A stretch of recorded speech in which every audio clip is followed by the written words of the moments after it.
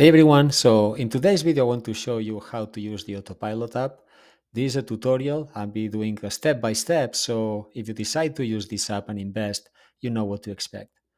So the first thing you have to do is obviously to install the app, and then once you open it, you will see this page that I'm showing on the screen at the moment. This page is very simple to read. It will show you your portfolio at any single time. Once you make the investments, they'll be reflected here. But the important page is the second one. So if you go into the second tab, this is where you will find the different pilots. And you can understand a pilot as a well-known investor who makes trades. And so what they do is they follow those pilots and you will be executing the same trades. Let's pick, for example, Michael Barry, this one here. There is information available for him so you can understand who this investor is. It starts with by telling you the performance, and as you can see, he's making about 30% on average on a yearly basis. Last year, he made 12% with his investments. And the last box is an important one because it says average delay 45 days. What this means is that there is a 45-day delay between the time he traded some of the stocks, either he bought them or he sold them, until the time that the platform is going to execute those same trades for you.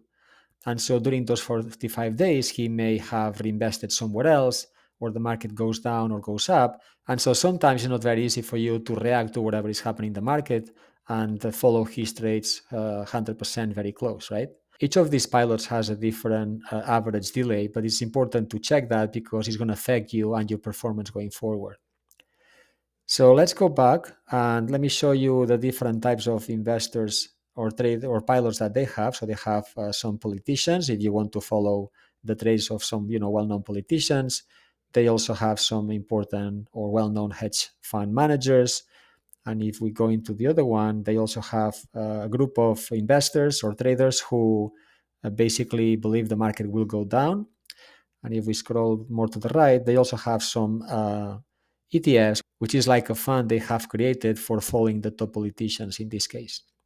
So if we go back to the beginning and we pick the politicians, there is a list of politicians you can pick from. And if we go into the first one, this one is Mr. Tommy Tuberville. He's a Republican senator from Alabama. There is more information here for you to understand who he is. And then you can also see his current holdings. And these holdings are, there is an average delay of 2 weeks. So this was 2 weeks ago, right? And if we open here, we can see the rest of his holdings. And so he has invested in Qualcomm and some other companies that we can see here at the top and some of the others. Has 2% in Tesla, etc.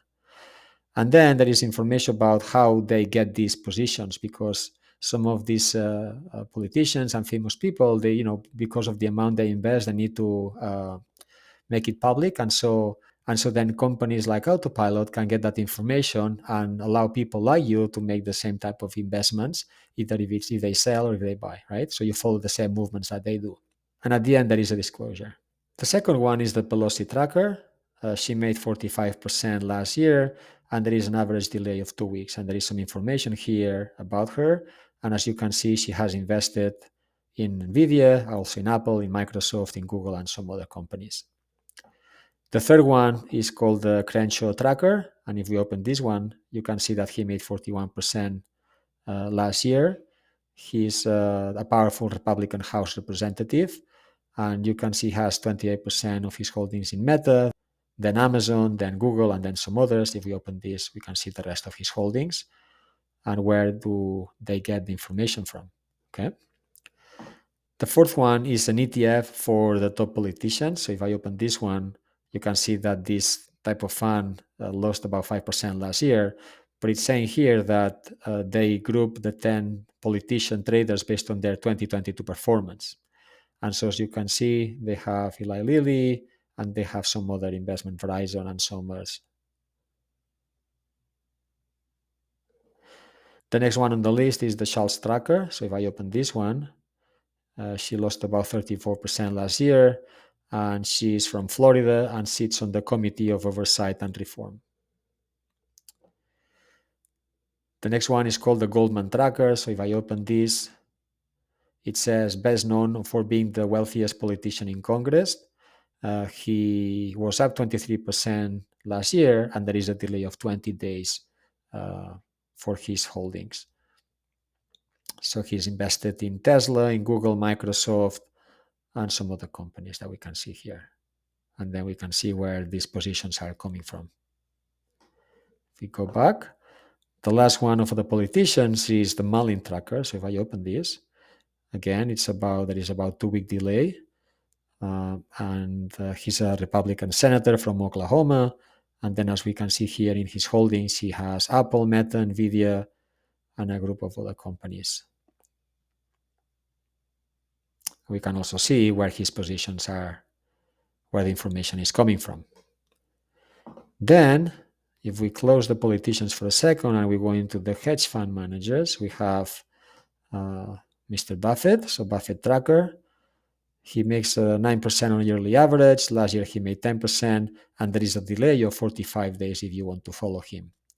So he is the greatest long-term investor of all time, and he has a 50% position on Apple. He also has some other companies that we can see here if you want to follow that, and where that information is coming from. The next one is Michael Barry, that I was talking about before.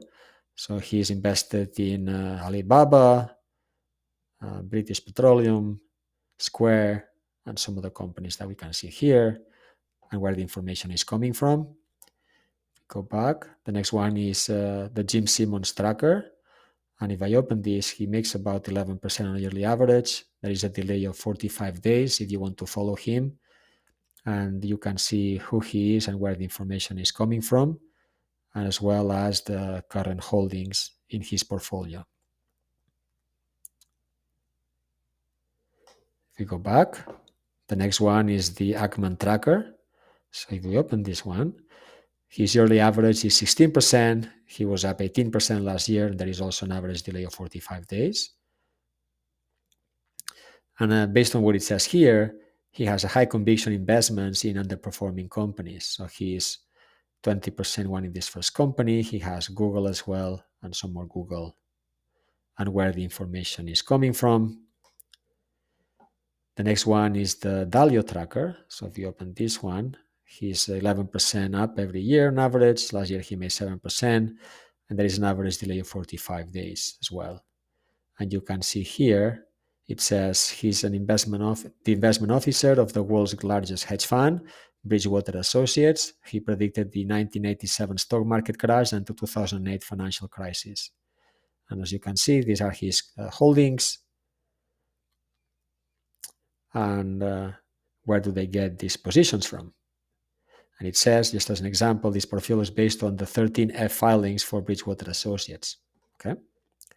If we go back, the next one is the Citadel tracker. Last year, their performance was 60%. The average delay is 45 days as well.